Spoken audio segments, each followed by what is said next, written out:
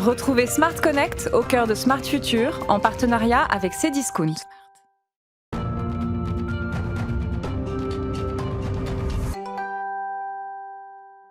Smart Connect avec Gilles Tanucci, le cofondateur de Perfmaker. Bonjour. Bonjour, Thomas. Bienvenue. Quand l'avez-vous créé? Avec quelle idée, quelle ambition? Alors, ça fait 3 ans maintenant qu'on existe. On est 3 cofondateurs sur le projet. Et notre idée, ça a été de pouvoir proposer une solution technologique pour nos clients qui permettrait de comprendre pourquoi les visiteurs sur leur site internet ne sont pas clients, d'une part, et d'autre côté, leur proposer des actions clés en main pour qu'ils le deviennent. Donc, en gros, l'idée, c'est de pouvoir proposer une solution pour voir, comprendre et agir sur son site à partir du même endroit.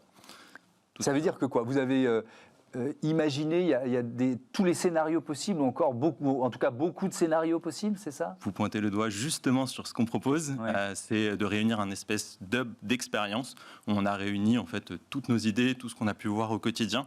On a près de 400 expériences sur la plateforme et ce ne sont pas juste des idées, ce sont des actions matérialisées dans la technologie et qu'on peut mettre en œuvre directement sur le site internet en quelques clics, sachant que de toute façon, on accompagne toutes les marques avec un chef de projet et ce n'est pas juste un énième outil qui va être au fin fond de la pile de liste de nos clients. Aujourd'hui, en fait, on a à la fois le cockpit et le copilote. Alors justement, comment ça marche? Peut-être déjà quelle technologie vous utilisez pour offrir un service aussi un peu tout en un et puis surtout sur la durée de l'expérience. Bien sûr. Alors les technos, c'est une techno qui est maison. Bien entendu, on s'appuie sur les dernières technologies du marché pour optimiser tout ce qui est traitement de data, l'infrastructure, etc. C'est pas mon domaine, c'est le domaine de mon associé. Oui. Et concrètement, en fait, nos clients ont accès en fait à un panneau, un back-office, si je peux me permettre l'anglais, dans lequel en fait, ils vont avoir accès à toutes les métriques de leur site internet, ce qu'on appelle des métriques standards, donc combien de personnes viennent, sur quelle page ils arrivent, sur quelle page ils s'arrêtent, sur quelle page ils repartent rapidement, tout un tas d'indices pour comprendre en fait, ce qui se passe sur leur site internet. Et d'autre part, en fait, ils ont accès en fait, à nos campagnes, donc nos actions, ils ont accès à toutes les métriques et les résultats de ces actions. D'accord. Oui, allez-y, continuez. Et en fait, notre objectif assumé, c'est de faire du clé en main. Donc, c'est vraiment de minimiser les connaissances et les ressources. Comment ça marche? Ça veut dire quoi? Que le client, il pilote un peu en temps réel? C'est-à-dire il voit vraiment en temps réel ce qui se passe sur son site? Tout à fait. Alors après, on a des sites de plus ou moins d'envergure. Donc, s'il y a pas forcément beaucoup de visiteurs en temps réel, il ne va pas pouvoir voir grand-chose en temps réel, mais il peut étudier aussi a posteriori.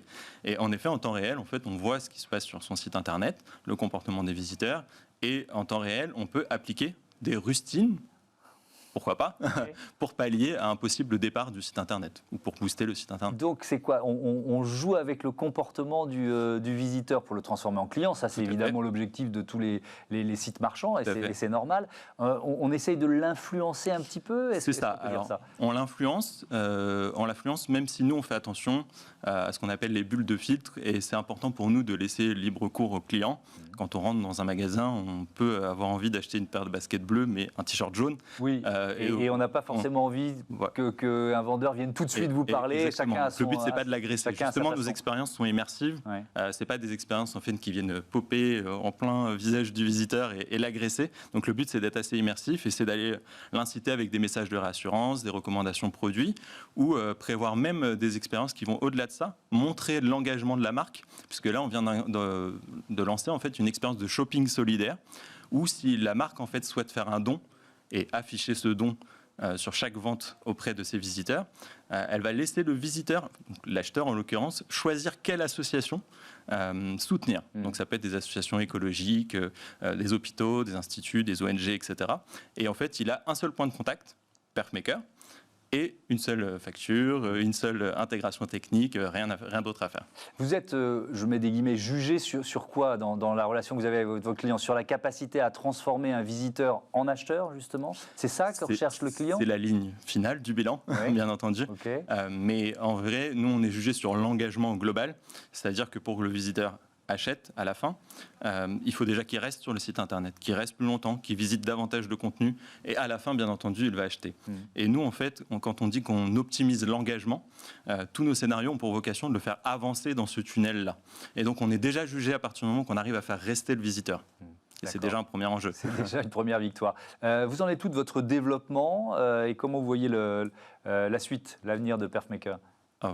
On le voit très bien, la suite. Les entrepreneurs, ils sont optimistes par nature. Non, on a été un petit peu secoué, comme tout le monde, sur la crise du Covid, en toute logique. Logique qui s'appliquait à nous, puisqu'on avait la moitié de notre chiffre d'affaires qui était dans le tourisme. Donc forcément, les budgets sont coupés. À ce niveau-là, on ne va pas forcer nos clients à payer. Bien entendu, c'était loin de là notre volonté. Mais ça nous a permis aussi de travailler sur d'autres expériences et d'autres outils, d'autres features sur notre plateforme. Aujourd'hui, on est fiers de se dire qu'entre la fin du premier confinement et maintenant, on a fait x4. En espérant qu'il n'y ait pas d'autres confinements, on espère quand même faire x4 en aussi peu de temps. Et on espère tous en sortir, effectivement. Merci beaucoup. Merci Gilles Tanucci. Bon vent à Perfmaker. Voilà, on marque une pause, quelques réclames de mai 2021. Et puis on se retrouve juste après pour parler des véhicules autonomes. On va chercher des voitures autonomes sur des parkings grand public en 2040. Et c'est peut-être pas si sûr qu'on en trouve beaucoup.